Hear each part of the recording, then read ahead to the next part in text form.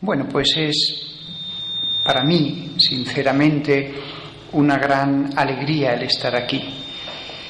Una gran alegría porque de todas las cosas que he hecho y que podría haber hecho en este curso, indudablemente la más trascendental, la que tiene mayor impacto sobre el reino de Dios es predicar a los sacerdotes. De forma que lo que voy a hacer estos días para mí es lo más importante de todo este año. Lo siento sinceramente que hablaros a vosotros es repercutir en todos los rebaños que hay dispersos por estas tierras. Hablar a vosotros es hablar a los apóstoles.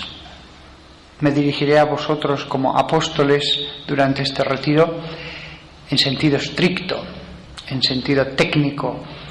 Los apóstoles fueron solo los 12, pero en sentido lato y amplio, vosotros hacéis el oficio, la misión que ellos tuvieron por el mundo. Por eso este retiro he pensado comenzar hoy explicando lo que era la vida de San Pablo. Después había pensado, aunque a lo mejor cambió el orden, dedicar un día entero a la misa, a explicar el sentido espiritual y a veces la evolución histórica de cada parte de la misa, rito a rito.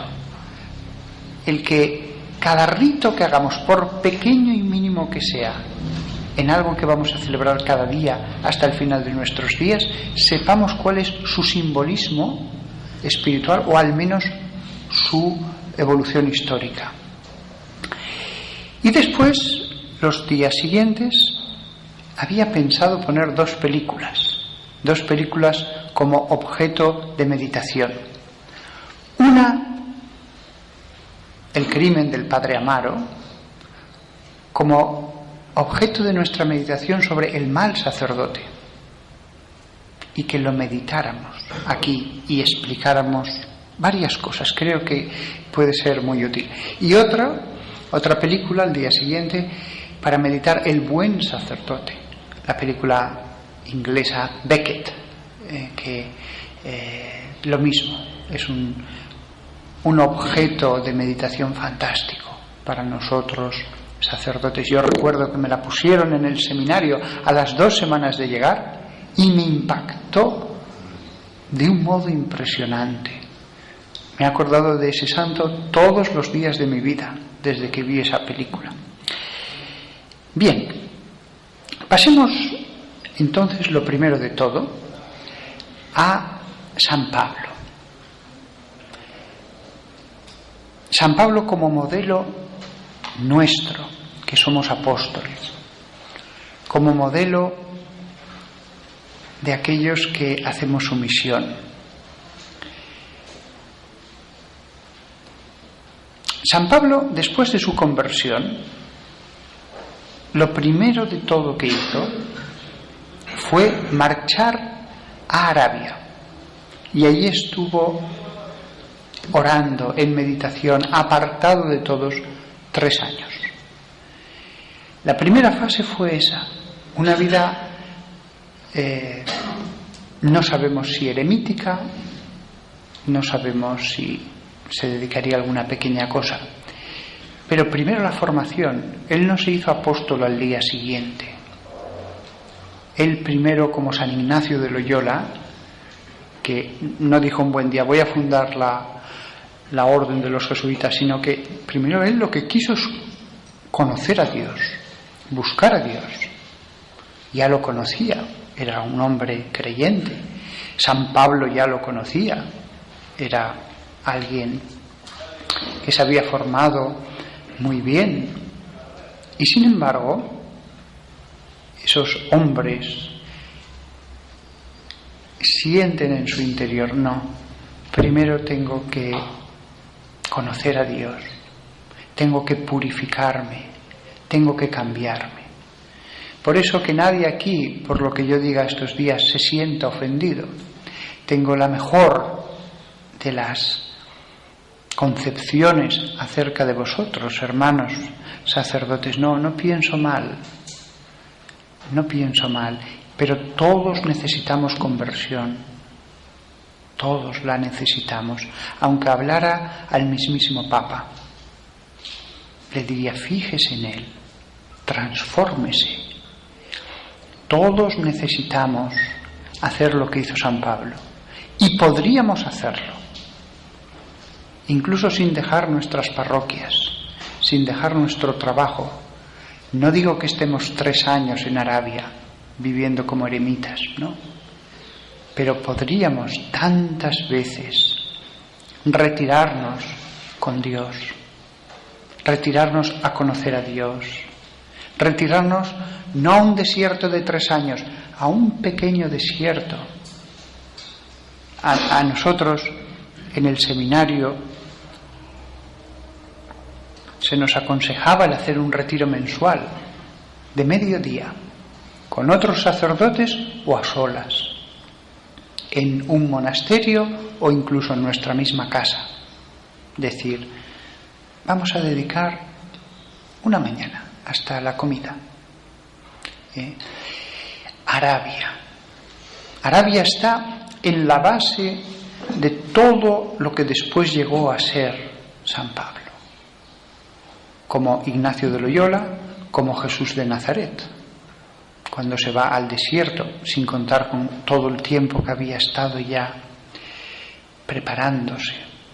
No fue una espera, fue ya una preparación, una transformación de sí mismo mejor. Jesús, que es nuestro Maestro, nos enseña esto. San Pablo podría haber dicho: tengo todo el mundo por predicar. No tengo nada que hacer, solo una cosa. Por unum necessarium est, solo una cosa es necesaria. Solo tengo una cosa que hacer: cambiarme, llenarme del conocimiento de Dios. Después tampoco se transformó directamente en un apóstol. Sobre este punto la palabra de Dios no nos da muchos detalles, pero aunque a él le invitaran a hablar en algunas iglesias, en algunas comunidades, a contar qué le había pasado, sin duda alguna hubo un tiempo en que San Pablo era un laico, en que llegó a Damasco, esto lo sabemos por hechos, llegó a Damasco, contaría lo que le había pasado y cómo había estado ahí unos años y cómo había sentido pues que ya tenía que reincorporarse, pero el presbítero era otro. Después, cuando llegó la hora de la misa, él se sentó y participó de la Eucaristía como un laico, era un laico. Me he tratado de imaginar cómo debió ser la primera iglesia a la que va, en Damasco, porque es allí a donde se dirige. Me imagino, por llenar los versículos tan desnudos que tenemos, pues que la pequeña comunidad, a lo mejor 50 personas, a lo mejor los que estamos aquí, a lo mejor 100, pues se reunirían en la casa de uno que era un poco más rico, porque salvo que lo hicieran en el campo necesitaban un lugar un poco amplio, pues el que fuera más rico tendría una casa más amplia, y allí en el patio, bajo unos porches, con un pequeño patio interior, a lo mejor grande como esto, pues después de reunirse leían un trozo de la Torá. Probablemente uno tenía allí un rollo, lo leía en medio de todos. Después ese presbíteros decía unas palabras, decía lo que él había visto a lo mejor a Jesús. Yo lo vi, yo estaba allí en Galilea y vi como un ciego se le acercó, y no se leía el Evangelio, relataban lo que habían visto. Ese era el Evangelio. Qué momento tan maravilloso el que vivió San Pablo. No se leía el Evangelio. El Evangelio era un Evangelio vivo. No decían Evangelio según San Marcos. No existía el Evangelio según San Marcos. El Evangelio, el anuncio era: yo lo vi. Y después yo he sido enviado aquí a extender el Evangelio. Un presbíteros con un rebañito de personas. Y después de hablar un rato, todos sentados, sin prisas, querían escucharle, pues le llevarían el pan y entonces diría ahí, bueno, antes de decir la fórmula, antes de hacer la rememoración de la cena pascual, probablemente él haría los ritos que se hacían en la cena pascual, porque la misa al fin y al cabo era una cena pascual. Lo que hizo Jesús, la última cena fue una cena pascual, y haciendo él lo que hizo Jesús, lo más probable es que parcialmente hiciera la cena pascual, unos salmos, una serie de oraciones, unas fórmulas, lo mismo que hacían los judíos, y en un momento dado diría: y Jesús, llegando ese día, tomó el pan y decía la fórmula y la consagraba allí, o cogiéndola con las manos, o más probablemente sobre la mesa, como hacen los ortodoxos, diciendo esas palabras. Y ya está. Probablemente ni la enseñaba ni nada, se quedaba allí y después cogería la copa y de ahí cogiendo la copa probablemente sí que la cogía, por lo que dice la fórmula, y allí se quedaba. Después de eso, tal vez, no es seguro, rezaban el Padre Nuestro y acto seguido la fracción del pan, cosa necesaria, y lo repartía a los fieles. Y después de un momento de recogimiento, una cena. Todos lo que habían traído lo compartían para que no fuera el rico de la casa el que daba de comer a todos los sábados por la noche. Sábados por la noche, porque trabajaban y había que reunirse por la noche. Según la mentalidad judía, era en la víspera cuando comenzaba la solemnidad, así que misa había el sábado por la noche. Y esto es lo que debió ver San Pablo. Después nos cuenta Hechos que tuvo que marchar a Jerusalén porque, claro, a causa de su conversión tal, pues buscaban matarlo. Y entonces ante Pablo se abre un panorama muchísimo más bello. La comunidad de Jerusalén, la más grande que existía. Allí ya no es que estuvieran en la casa de un rico que les dejara la casa para celebrar la última cena. Vería la celebración de la cena del Señor en el mismo cenáculo, probablemente con los mismos muebles, probablemente con la misma copa y los mismos platos que había usado Jesús. Los judíos lo guardarían como una reliquia. Probablemente estaban allí los apóstoles. Si no estaban es porque se habían marchado de misión, pero normalmente allí habría algunos apóstoles. La Virgen María, escuchar misa con la Virgen María. La comunidad de Jerusalén ya debía ser grande y entonces debían reunirse en 3, 4, 5 lugares dispersos por Jerusalén, o más. ¡Qué maravilla! San Pablo, el laico, no solamente escuchaba el Evangelio, lo veía. En la misa le decían: mira, ese era paralítico, no andaba nada. Y Jesús lo tocó, y antes de la misa, después: oye, es verdad que sí. ¿Y cómo fue? Y se lo contaría: pues mira, yo me acerqué llevado en camilla, y entonces le contaría con todo detalle todo. Y el de allí era un ciego. Y la de allí es Verónica. En la pasión se acercó con un paño y se lo puso en la cara. Y los de allí son los hijos de Cireneo.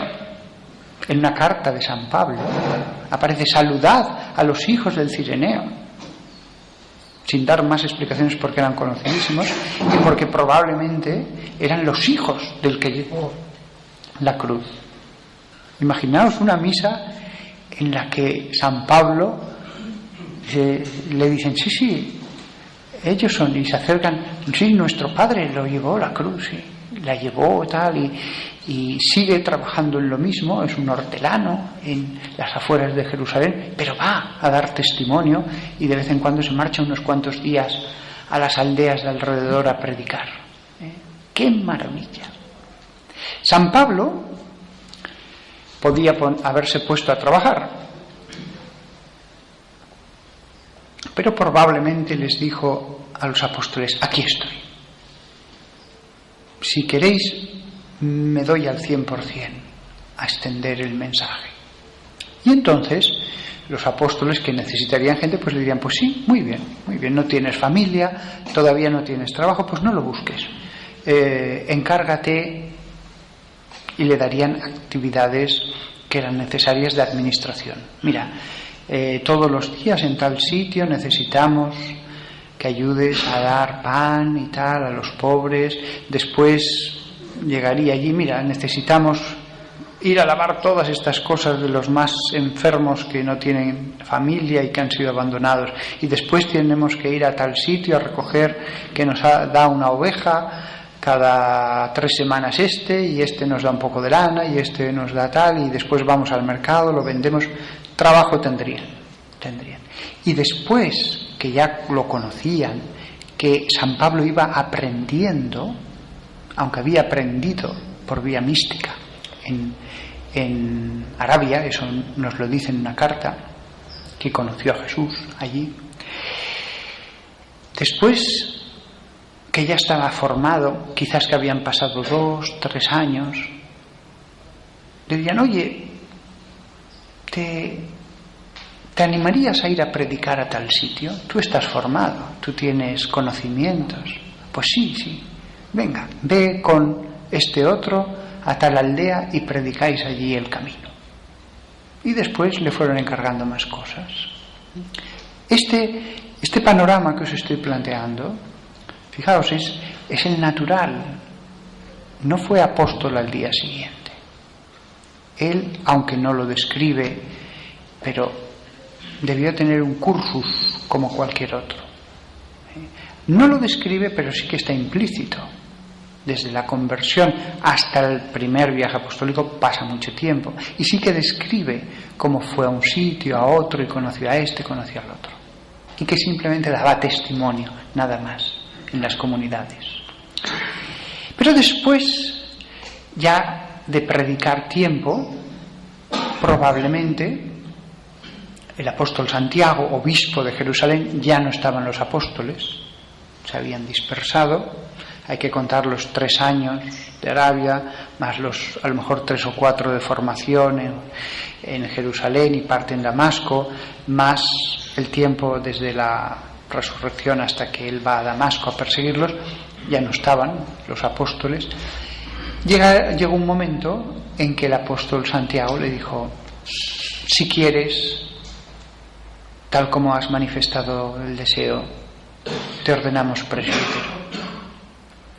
Él habría manifestado ya su deseo de entregarse al 100%, de no fundar familia, ni buscar un sustento, ni vivir como ellos. Y entonces, en una misa, un sábado por la tarde, por la noche, le impondría las manos. Probablemente, si vivía en Jerusalén, Santiago el Mayor, que era el obispo. Y desde ese momento era un presbítero. Y desde ese momento ya le encargaban que él mismo fuera a presidir la cena del Señor, a consagrar el pan y el vino, a administrar sacramentos si era necesario. Y estaría allí un tiempo en Jerusalén haciendo esta labor, y por fin, porque él habría manifestado esa intención, ese deseo, le diría a San Pablo, pues sí, hemos decidido a ti y a Bernabé el enviaros. Id con nuestra bendición y extended el mensaje. Esto sí que aparece, el envío. Es decir, San Pablo no dice, yo hago lo que quiero, yo creo y estoy libre como las palomas. No. Él se inserta en una iglesia. Él no se lanza al mundo hasta que es enviado. Él no se lanza al mundo hasta que ya ha escuchado el mensaje. El mismo San Pablo. Dios podría haberlo hecho directamente. El darle con sus dones místicos un conocimiento como el de algunos santos, pero no. A Dios le gusta el camino normal. El camino normal. Se le apareció en Arabia, eso lo dice San Pablo, que conoció a Jesús allí. Y eso que él dice que no lo había conocido según la carne, que no lo vio nunca cuando estuvo vivo. Pero, sin embargo, hasta el mismo San Pablo se somete. Hasta el mismo San Pablo, como Jesús, aprendió a obedecer. Entonces San Pablo, cuando es enviado, él es representante de los apóstoles, de la Iglesia. Es un mensajero que envía a la Iglesia. No es alguien que por su cuenta se va por el mundo. Esto es importante, porque a veces podemos pensar que la institución es lo que apaga el espíritu. Pero si todos se hubieran lanzado cada uno por su cuenta a hacer lo que hubieran querido, hubiéramos tenido el protestantismo en el siglo I. Hubiéramos tenido 10.000 visiones del mensaje de Cristo. Y esto no ocurrió porque allí estaban los apóstoles. Y porque vemos que el mismo San Pablo sigue este camino, con notas muy precisas, brevísimas, pero que indican que él se somete, que él no dice yo soy San Pablo, yo he conocido a Jesús, yo lo he dado todo por él, ¿qué me decís vosotros? Pues no. Entonces San Pablo, que lo ha dado todo, es enviado a la aventura. Lleva una túnica, lleva unas cuantas cosas en la bolsa y le habrían dado un poco de dinero para el camino. Era tremendo ser apóstol en esas épocas, porque la primera gran pregunta que uno se hacía es ¿qué comeré? ¿Qué comeré? ¿Qué será de mí mañana? Si te pones enfermo, te pones enfermo. No tenías nada que hacer. Estabas fuera de casa, no tenías una familia, que probablemente no iba solo. Después sí que en algunos viajes, quizás algunas veces sí que fue solo, pero probablemente los enviaban de dos en dos, porque ir solo en esas circunstancias era bastante desesperante. La cantidad de miedos que debían tener. No nos hacemos una idea lo que es dar la vida nosotros en una institución que sabemos que nos va a dar un dinero, que nos va a acoger si caemos enfermos, y a una época en la que no hay ninguna seguridad en la sociedad, en la que la familia lo es todo. Y si no tienes familia, si te caes allí en la calle, allí te caes. Si te mueres ya recogerán tu cadáver 4 días después. Pero estás solo. Y si no tienes para comer, no tienes para comer. No es como ahora, que el alimento es tan abundante. Allí comía el que trabajaba o el que era de la familia. Punto final. ¿Sí? No el ayuntamiento tenía algo instituido para dar de comer a los que venían de fuera. Si lo hubieran hecho, hubieran venido de fuera mucha gente. Era tremendo. Si ellos iban con una bolsa y les en mitad del camino les robaban, cosa que ocurría muchas veces, se quedaban sin nada. Y llegaban allí sin nada, a una ciudad en la que no les conocían. Tremendo.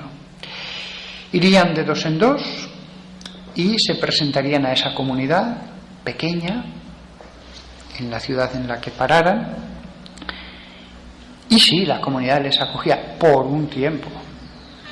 O sea, la comunidad no les decía, sí, quedaros aquí el tiempo que queráis, os damos de comer, os acogemos en nuestras casas. No, la comunidad les acogía, pero comer cuesta. Comer significa ir al campo, segar, recogerlo, significa mucho trabajo. Probablemente estos apóstoles, salvo que hubiera alguien rico, si era una comunidad muy pequeña, pues se los pasaban de casa en casa para hacer más soportable el peso de alimentar a una o dos personas y el incómodo de tenerlo en la casa. Las casas de los pueblos eran grandes, muy grandes, allí no había problema, pero las casas de las ciudades no, eran muy pequeñas, ni siquiera tenían una habitación para cada un miembro de la familia muchas veces. Entonces era un peso y ellos sentían eso. El tema económico es un tema que va a aparecer en San Pablo de modo muy angustioso y dicho con diplomacia y a veces sin diplomacia. Y a veces, después ya, cuando uno llega, tiene que trabajar. La misa es el sábado por la noche. No estoy predicando todo el día. Yo trabajo. ¿En qué puedo ayudar? Pues sí, nunca faltaba trabajo. Ven y ayúdame en mi trabajo. El trabajo era todo el día, de sol a sol. Y San Pablo, pues ahí estaba trabajando. No le importaba, no era un hombre orgulloso.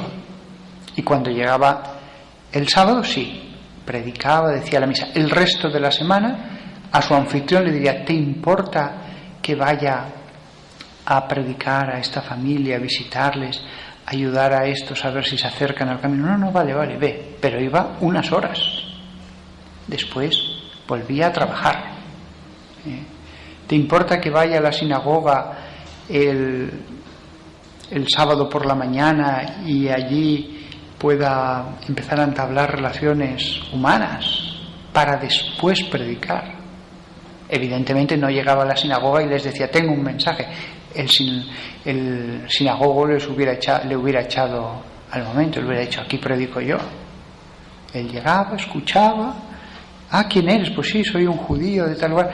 Y al cabo de varias semanas, pues ya se podía hablar de otros temas personalmente, porque te habían invitado a comer o por muchas razones, porque a lo mejor el que te había dado el trabajo era uno de los judíos de la sinagoga. Era así, lentísimo el sistema, tratando de predicar también a los gentiles. Pero en esas comunidades a las que va desde Jerusalén, todo está muy centrado todavía en los judíos, que eran los que se conocían, que eran los que podías llegar allí y hablar con ellos y ya sabían, un Dios, la Torá, tal. Al resto había que explicarles todo y era un desconocido que llegaba allí. La predicación esencialmente de San Pablo cuando se va alejando de Jerusalén es ir a la sinagoga y tratar de que le conozcan y de hablar con ellos fuera de la sinagoga como amigo y cuidar de la pequeña comunidad cristiana que hubiera allí. Es así como se va alejando más y más y más y finalmente se le envía el primer viaje apostólico, como he dicho, y allí eso es duro, porque un viaje así podía durar un año o más. Un viaje así era realmente una aventura porque te podías quedar sin nada en el bolsillo, sin nada en la bolsa con lo que comer, te podían robar, había peligros. ¿Sabías tú que si era un viaje apostólico de verdad y llegabas ya a una ciudad donde solo había unos pocos judíos, pues claro, era delicado. Ibas a la sinagoga, no había allí cristianos, y a ver poco a poco lo que vamos construyendo. El tema era difícil, y sin embargo, poco a poco va habiendo conversiones. Sí, ya me han llegado noticias de Jerusalén, tal. Cuéntame. O sea que entonces no era malo, no. Unos creían, otros no. Empezaban a reunirse para escucharle, y allí al cabo de un tiempo pues habría bautizados, habría una misa. Y cada vez se fue más lejos, cada vez viajes más largos. Eso implicaba tener que trabajar en algunos lugares, sobre todo cuando empezaba ya el mal tiempo. No es tan sencillo viajar. A veces en Roma hay veces que llueve 2 días enteros, y en ciertas épocas está lloviendo. Claro, no es lo mismo aquí que te quedes totalmente empapado porque estás de camino a otro lugar y te secas, que empaparte a 10 grados y no tienes dónde tender las cosas. Tienes que seguir andando 4 horas más u 8 horas más hasta que llegas a tu destino. Hay mucha gente que pues enferma. No digo todos, hay gente que resiste muy bien la lluvia y el frío y todo, pero hay gente que no. Por eso San Pablo, en los inviernos, en las épocas de mal tiempo, tal, se establecía en una casa. Esta es la vida de San Pablo, hasta que lo cogen prisionero en Jerusalén y lo envían a Roma. Esta es la maravillosa vida de San Pablo. Una vida que es toda entrega. Una vida en la que no hay espacio para las cosas míseras. Yo me he entregado a extender el mensaje de Jesús. No tengo nada. Si me matan, no me importa. Si me caigo al lado del camino, no me importa.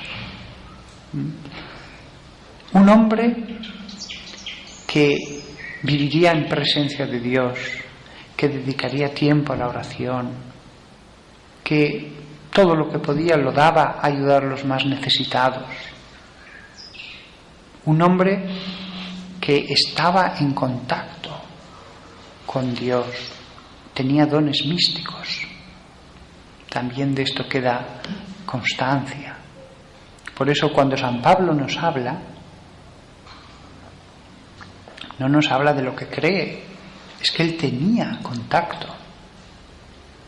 Dios a estos fundamentos de la Iglesia los mimó, les dio de todo, porque sabía que tenían que ser las grandes rocas, sabía que si la Iglesia se desviaba al comienzo, 5 siglos después íbamos a acabar en una cosa totalmente distinta de lo que él había pensado.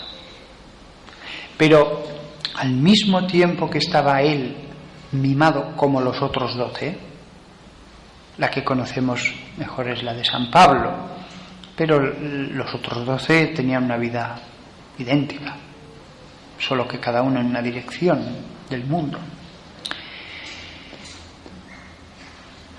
Era realmente una vida en la que os imagináis a San Pablo diciendo: sí, voy a hacer unos ahorros porque estoy pensando en construirme una casa. No.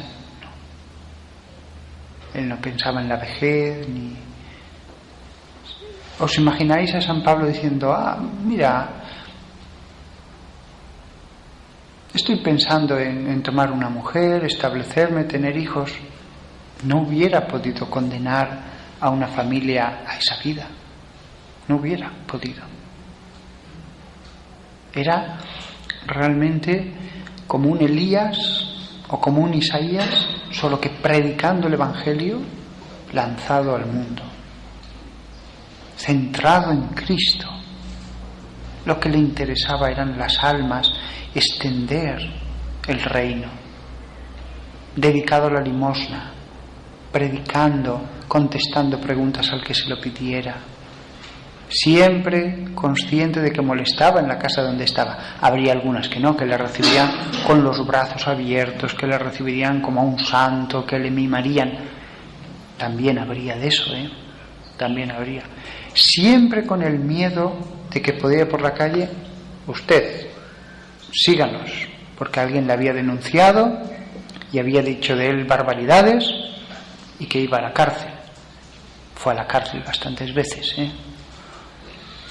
porque había a lo mejor uno de los judíos de la ciudad que pensó que era un hereje, un renegado, un tal, y era amigo de un pretor, era amigo de una autoridad, y de momento iba a la cárcel. Después ya se aclararían las cosas y bueno, no lo iban a matar, pero darle unos cuantos azotes, con una vara larga y flexible, con toda la fuerza, pues 10 azotes, 12, es duro, que te dejen una marca tremenda ahí en la espalda.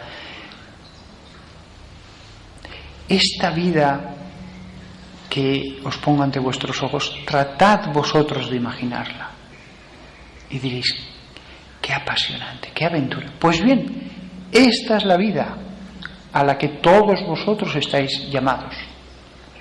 Todos vosotros tenéis que ser otro San Pablo, como otro Bernabé, otro Bartolomé, otro Juan, otro Tomás, otro. Tenéis que ser otro apóstol. No habéis sido llamados a menos. En la parroquia en la que estáis, tenéis que ser San Pablo, o al menos Pablo antes de santificarse. Tenéis que ser ese rabino como lo era San Pablo, ese, si no místico, porque eso no depende de vosotros, pero al menos el hombre que en la oración trata de tener un contacto con Dios, si no el hombre que lo da absolutamente todo, al menos decir, voy a dar un poco de limosna, no soy rico, pero voy a esforzarme en dar limosna, en lo que pueda. Tenéis que tener ese espíritu de apostolado. Hay curas que se dedican solo a mantener, y no van más allá, no tienen el celo de convertir a nadie. Un buen párroco dice, sí, voy a cumplir lo que tengo que cumplir, las misas, sacramentos, tal, pero después voy a intentar ir a buscar a los que no creen, a buscar a las ovejas perdidas. Y el que quiere, Dios ya le pone ocasiones. Anda que no le pone ocasiones. Es que tengo mucho trabajo. No te preocupes. Si te organizas, si delegas, tendrás tiempo para atender a una parroquia de miles de habitantes y para hacer apostolado con el que no va a misa. Imaginaos San Pablo que dijera, no, es que no tengo tiempo. San Pablo tenía tiempo para todo. San Pablo tenía tiempo para todo. Y tenía por evangelizar toda Grecia. Pero no andaba agobiado.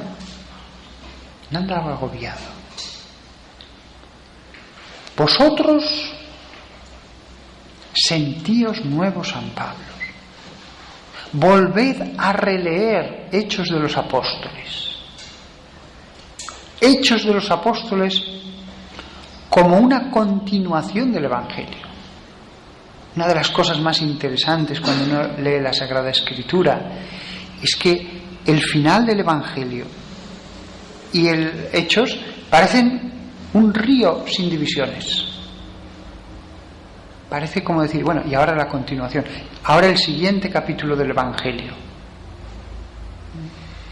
Vosotros tenéis que ser la continuación del final de Hechos de los Apóstoles. Hechos de los Apóstoles acaba de un modo abrupto, de un modo tajante. Probablemente al que lo estaba redactando lo mataron o no le dio tiempo a acabarlo. Se ve que no hay ni una despedida, nada, es una cosa que no le dio tiempo a más. Pero eso no fue un error por parte de Dios, lo permitió para que se viera, y ahora sigue la Iglesia, y ahora seguís vosotros. Vosotros tenéis que vivir las páginas de Hechos. y podéis. Fijaos qué diferencia tan distinta entre vosotros diciendo quiero vivir las páginas de Hechos, a decir, bueno, yo digo misa, sí, y bueno, voy y les digo esta novena aquí y tal. No. Si vosotros sois verdaderamente apóstoles, comenzarán los problemas, comenzará una historia. El que se limita a decir misa, una novena y ahora toca esto, ese no tiene problemas, nunca. El verdadero apóstol tiene problemas. No conozco a ningún buen sacerdote lleno de celo que no tenga problemas. Cuando de un sacerdote me dice, no, todo perfecto, no tiene ningún problema, digo, pues no lo hará muy bien, no lo hará muy bien. La predicación, ya lo veréis, iniciará en vosotros una vida que será como una novela, auténticamente, como una novela. En la medida en que os pongáis a hacer oración, que imitéis a San Pablo, el místico, al menos haciendo oración, Dios comenzará una historia interior que para vosotros será esencial. El trabajo será el fruto de esa fuerza interior, de esa enseñanza interior. Iréis a la oración, Señor, ¿qué les tengo que enseñar a tus hijos? Y con la oración y la lección, la lectura, comprenderéis cosas y diréis, tengo que enseñársela.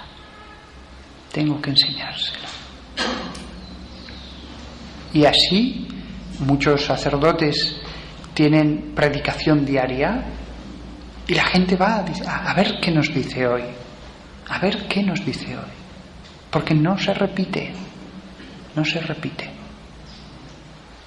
Aunque la gran predicación sea cuando tiene toda la comunidad reunida el domingo y el sábado por la tarde, pero la predicación de cada día no es una mera repetición de lo que ya siempre dice. Como un escriba va sacando del arca cosas nuevas y cosas viejas. El párroco descubre cosas nuevas y las transmite, pero él las descubre.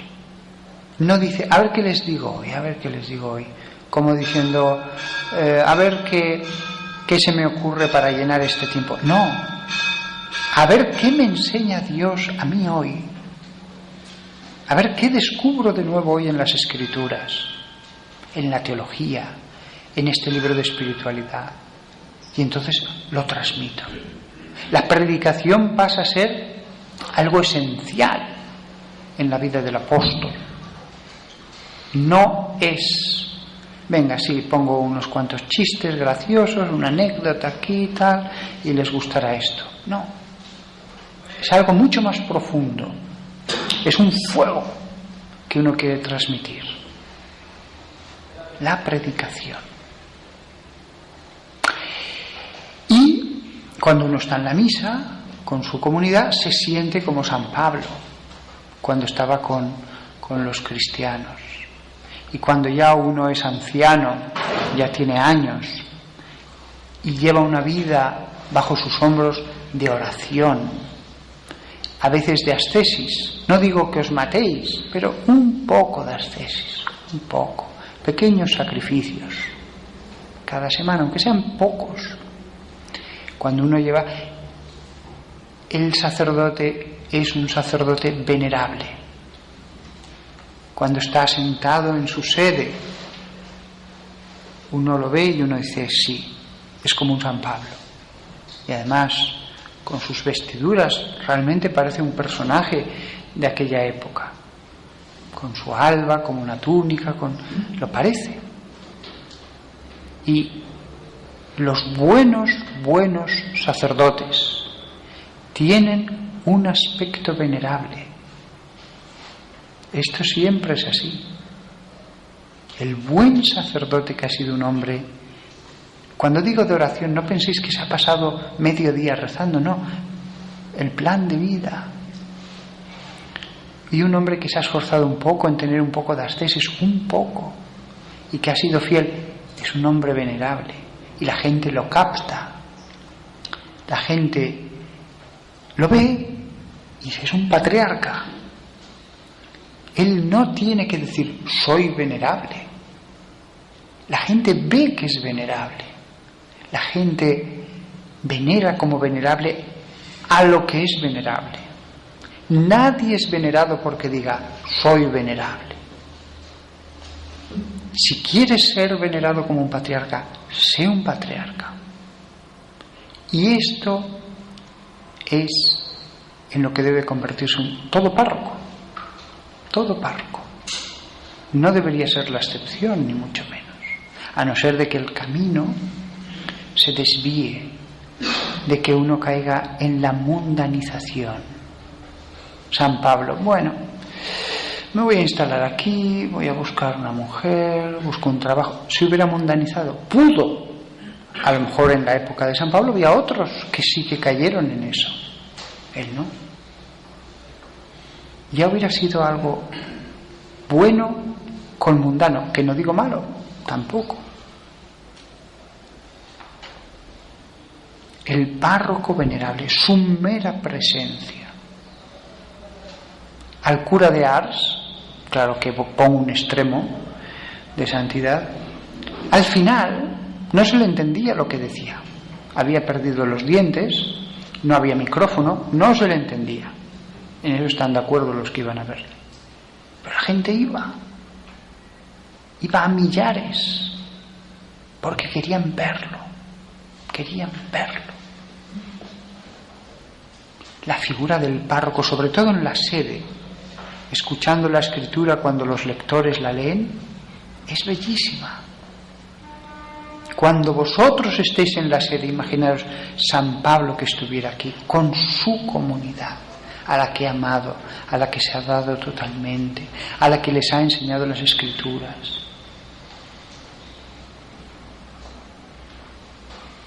Hay otros párrocos que no, aunque sean ancianos, yo les veo y digo, no, se le nota en la cara, hay parte de bueno y hay parte de malo. Hay algo de fe, pero también hay mucho de humano, se le nota. Los fieles lo notan. Hasta los no creyentes, cuando se acercan a una figura de estas venerables, os lo aseguro, hasta los no creyentes se acercan con respeto, como diciendo, es que voy a entrar en contacto con lo sagrado. Eso os lo aseguro. El resultado de un párroco que es un San Pablo es que la comunidad se siente atraída a él como un imán. Habrá pasado por problemas, le habrán hecho la vida imposible, le habrán hecho la guerra. Las tempestades pasan. No hay ninguna tempestad que dure años y años y años. Y después, una vez que las aguas vuelven a su... Aunque haya quedado todo un pozo de murmuraciones y de calumnias, la gente, como un imán, tiende a él. Lo ve y es una predicación. Hasta el último día. Anciano, apenas pudiendo andar, pero va hacia el altar. Tenemos esas figuras entre nosotros. Yo pienso en mi diócesis, hay muchos sacerdotes, pero los sacerdotes suelen ir a confesarse a uno en concreto, que desde hace más de 40 años él está allí fiel a su horario en el confesionario. Lo denigraron muchísimo, dijeron de él muchas cosas, tal, pero al final no solamente fueron los fieles, sino que se arrodillaron en el confesionario los sacerdotes. Los sacerdotes saben a quién tienen que ir. Normalmente en cada diócesis suele haber un número de San Pablos. Todos os podéis convertir en un San Pablo, todos. Tenéis la misma misión, los mismos elementos que tenía San Pablo, que no tuviera vosotros. ¿Cómo tengo que predicar a mi comunidad? Cogéis la Biblia y veis cómo predicaba San Pablo. Es así de sencillo. Es así de sencillo. Y San Pablo está vivo, la comunión de los santos. San Pablo, ayúdame, enséñame cómo predicar, enséñame cómo decir misa, enséñame cómo hacer cuando visita a este enfermo. He conocido sacerdotes, otra unción de los enfermos, madre mía, tal cual. Va allí, oye, ¿crees que San Pablo iría así? ¿Crees que San Pablo iría así? ¿Qué diferencia un sacerdote entre ser un solterón, aburrido y a veces amargado, y un San Pablo? Recuerdo que mi madre hace muchos años tuvo que llamar a una parroquia. Yo era un chico de 20 años, por un funeral, quería ir a un funeral de una persona. Oiga, y llamó para preguntar a qué hora era la misa, tal, y cuando colgó dijo, parece que no le hayan pagado. Solo le preguntó eso. Es la parroquia tal, mire, quería preguntar a qué hora. Conclusión, parece que no le hayan pagado. Mis primos fueron a la misa por mi tío Carlos, que murió. No iban a misa desde hacía no sé cuántos años. Ellos no van nunca. Y aquel día, claro, era el funeral de su padre. Pero madre mía, les tocó un cura que era el funcionario perfecto, y además cuando estaba con las manos alzadas hizo así, siguió como que se le hacía pesada a ver si acaba esto. Él mismo estaba diciendo la misa. Imaginaros, hablando a Dios Todopoderoso en el canon, que para eso alza las manos, Señor, y seguía hablando. Sí, lo vi yo con mis ojos, lo vi con mis ojos. ¿Qué diferencia con una misa viva, calurosa, amable de San Pablo? Una misa en que él estaba con todos alrededor, sentados en el suelo sobre esterillas, algunos sobre algún triclinio, alguna banca, pero casi todo el mundo sobre el suelo, sobre mantas, esterillas, cojines, y él allí humildemente hablando. El apóstol, pero hablando humildemente, como uno más. No es que fuera obispo o arzobispo, era mucho más. Ahí estaba, diciéndoles su experiencia. Vestido normal, no llevaba ningún signo, ni un anillo, nada, ni una cruz. Él mismo era el signo de después lo que hemos intentado con signos expresar. Él era el signo.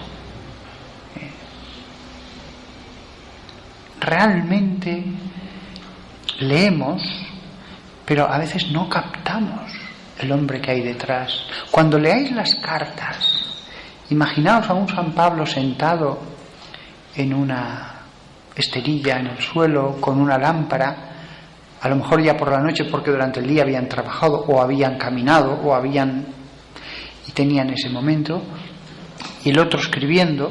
San Pablo escribía muy mal, escribir era difícil en esa época, con el cálamo se rasgaba fácilmente, el papiro era mejor que lo hicieran copistas. San Pablo escribía poco, y cuando escribió una vez su nombre dijo, mirad qué letras tan grandes hago, porque los que escriben poco pues lo hacen muy grande, claro, justo lo que no podían hacer en esa época, que tenían que economizar papel. San Pablo dictándole las cosas, y probablemente un profesor de cristología dijo, y probablemente mientras iba dictando él estaba trabajando con las manos para ganar, y por eso a veces pierde el hilo completamente y lo retoma a 4 párrafos después, porque me había olvidado, a veces mientras iba dictando, él estaba trabajando con las manos. Se escribía muy lentamente en esa época, muy lentamente. Así, a esta velocidad. En otras ocasiones no. San Pablo se concentraría, cerraría los ojos para no despistarse y profundizaría en las cosas más profundas de la teología. El mismo San Pablo, hay momentos en que él mismo cerraría los ojos y pediría a Dios que le iluminara, porque hay temas que son de una profundidad tremenda, que no pueden venirle por algo que haya leído, por algo que es algo que tenía que venirle de Dios. Él profundiza en las cosas más complejas de la teología. Había otros apóstoles, pero él recibió este ministerio. Y haciendo tiendas y cosas por el estilo durante el día.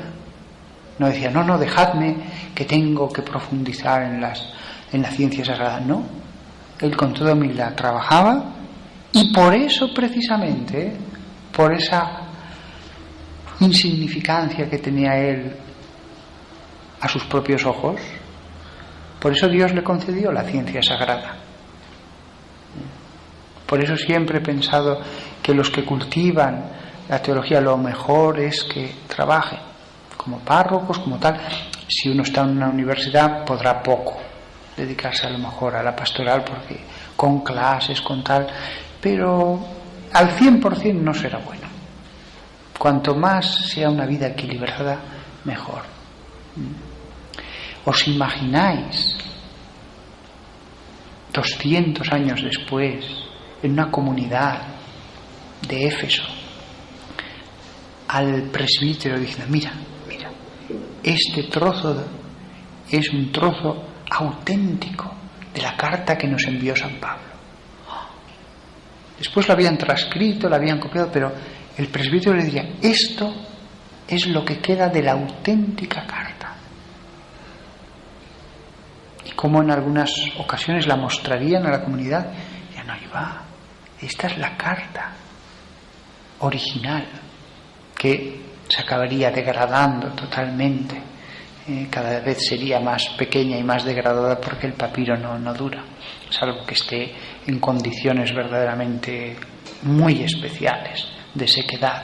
Se va ennegreciendo y se va formando una masa que se deshace. Qué impresionante recibir una carta de San Pablo. Qué impresionante. Qué tremendo el haber escuchado la fe de sus labios, el haber recibido el bautismo de él, y después los presbíteros, como él, a los más fieles, a los que más conocía, a los que habían hecho como él había hecho antes, les imponía las manos y les transmitía ese poder. No lo hacían con cualquiera. Sería aquellos que habían sido sus colaboradores, fieles, hombres íntegros. A ellos les imponía las manos. En esa época había pocos presbíteros y había obispos, probablemente itinerantes. Probablemente los obispos iban de un lado a otro sin nada, como pobres, y eran los continuadores de aquellos 12. Los presbíteros, la mayoría probablemente ya estaban más afincados en una comunidad grande, pero los episcopoi no, tenían que viajar y tenían que ir de un lado a otro, no tenían nada. Después, algunos de esos obispos ya comenzarían a sentarse en alguna ciudad. Pienso, por ejemplo, en un Juan, pues probablemente él siguió en una comunidad ya donde había estado toda la vida. Probablemente alguno de estos obispos itinerantes, cuando ya era muy anciano, ya se quedaba más en una ciudad. Qué época tan maravillosa, qué fe, qué sencillez. Con esto acabo. Siempre, siempre, siempre, cuando me planteo cómo tienen que ser las cosas, no en la iglesia en la que yo no tengo autoridad, pero sí en las que han sido mis parroquias. Siempre yo les decía a los catequistas, mirad, cuanto más sencillo, mejor. Cuanto más sencillo, mejor.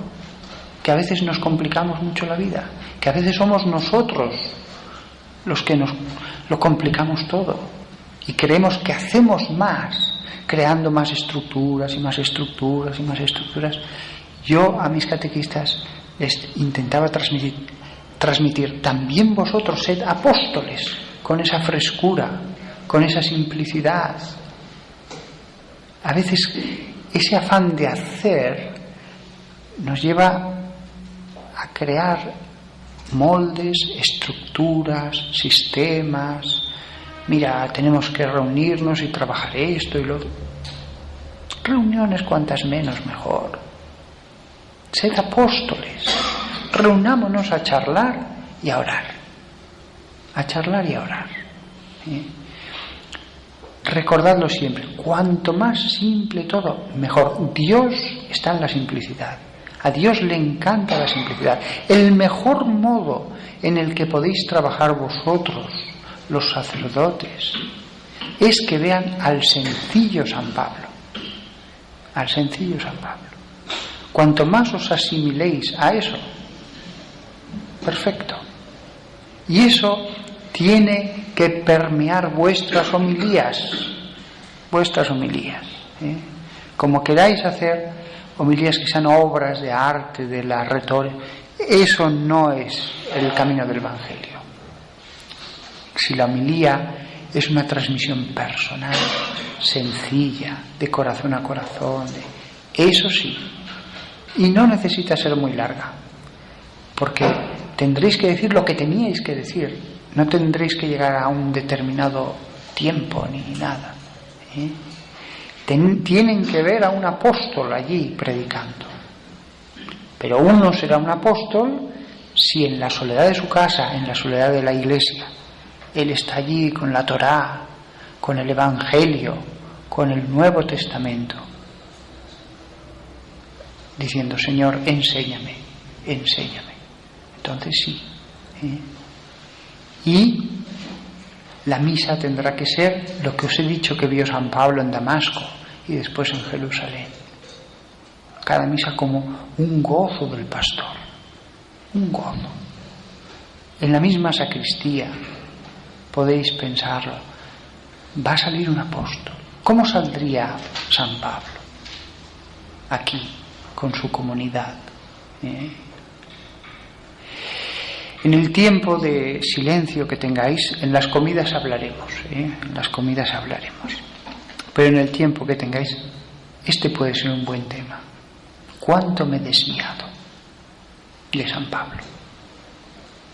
Aunque hay San Pablos entre vosotros.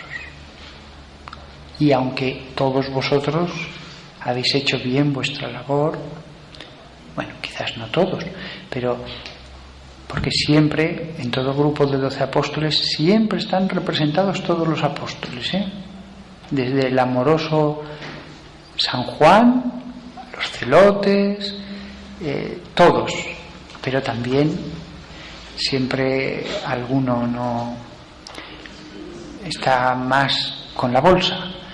Entonces, vosotros, ciertamente, tenéis que, en el silencio, Señor, cuánto me he desviado del camino. Este retiro va a ser el momento de volver. Este va a ser el retiro de la conversión. Aquí comienza San Pablo. Aquí retomo las cosas como cuando vi a Jesús y me dijo, sígueme. Lo voy a tomar en ese momento. Para esto son estos días. Y estos horarios y las predicaciones y todo. No tiene otra razón de ser. Si no estoy dispuesto a la conversión, mejor me salgo. Cada predicación, cuanto antes acabe, me voy a la habitación y me leo una novela. De aquí tenéis que salir más de medio centenar de apóstoles. Debemos retomar todo como cuando escuchamos: ven y sígueme.